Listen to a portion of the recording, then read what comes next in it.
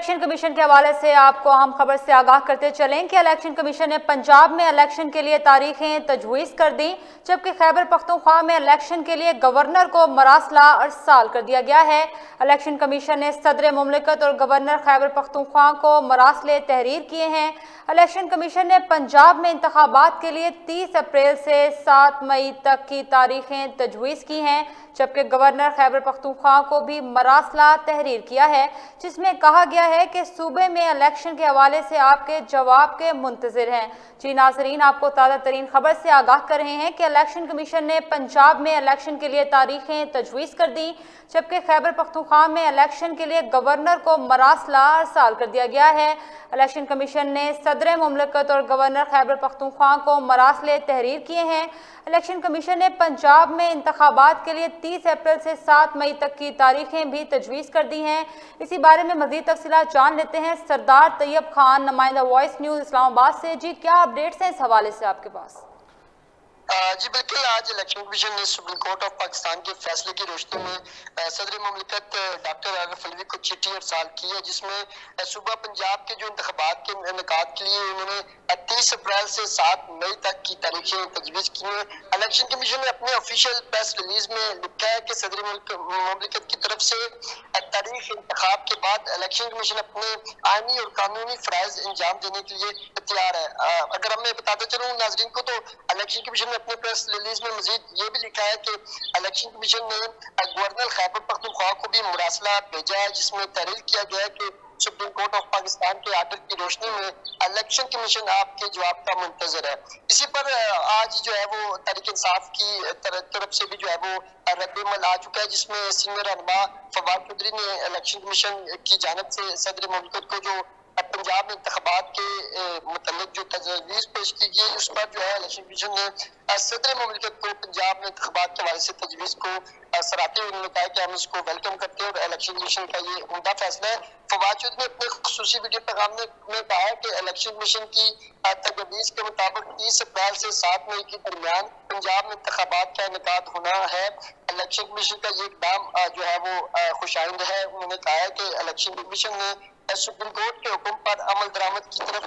ठीक कदम उठाया है। मैं आपको बता चलूं तो इलेक्शन कमीशन के हवाले से ये पॉजिटिव या मुस्बत जो तहरीक इंसाफ की जानिब से ये स्टेटमेंट पहली दफा आई है, क्योंकि इससे पहले election commission chief election commission पर भी तहरीक इंसाफ की जानिब से तनकीद की जाती है। मैं अगर मजीद बता चलूं तो फवाद ने ये भी कहा है कि इलेक्शन कमीशन ने सुप्रीम कोर्ट के हुक्म पर अमल दरामद की तरफ ठीक कदम उठाते हुए सुप्रीम कोर्ट ने हुक्म में कहा था कि इंतखाबात के इनेकाद पर 90 दिन की मुद्दत से कम आगे जा सकता है। रमजान मुबारक को ईद उल फितर के पेश नजर इलेक्शन कमीशन ने ये दुरुस्त कदम उठाया है। उन्होंने कहा कि इंतखाबात की अपनी तारीख का फैसला सदर मुमलिकत डॉक्टर आरिफ अलवी ने करना है। पूरी कौम को इस मामले पर मुबारकबाद पेश करता हूँ। ये मुल्क, आइन, पाकिस्तान और तहरीक इंसाफ की जो है वो कहते हैं कि बड़ी कामयाबी है। तो ये अब इलेक्शन कमीशन की तरफ से खत जो है वो सदर मुमलिकत को भेज दिया गया है। आप देखते हैं कि सदर मुमलिकत डॉक्टर आरिफ अलवी जो है उस पर क्या तारीख देते हैं और क्या तारीख का ऐलान करते हैं। जी तैयब, ये बताइएगा कि 30 अप्रैल से 7 मई तक की जो तारीखें दी हैं, इन पर इलेक्शन कमीशन की तरफ से अमल दरामद किया जाएगा या मजीद ड्रैग हो सकता है ये मामला? देखिए, इलेक्शन कमीशन ने तो अपनी आईनी जिम्मेदारी सुप्रीम कोर्ट के फैसले के बाद जो है, क्योंकि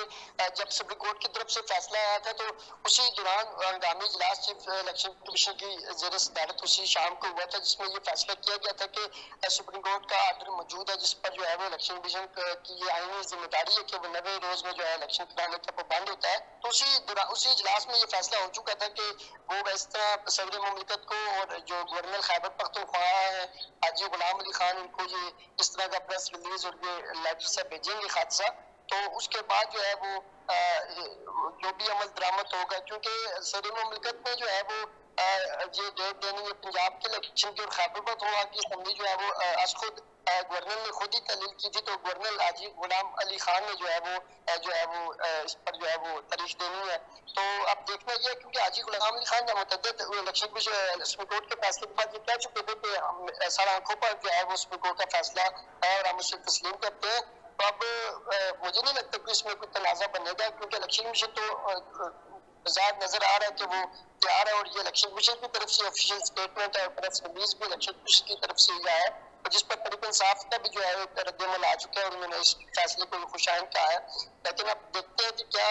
ये आगे आईनी जो प्रोसीजर है ये आगे चल सकेगा या नहीं चल सकेगा, क्योंकि तो आने वाले वक्त नहीं पता चलेगा, क्योंकि अभी तक हुकूमत का कोई इस पर रद्दमल हमें आता हुआ नजर नहीं आया कि वो इस पर क्या कहते हैं।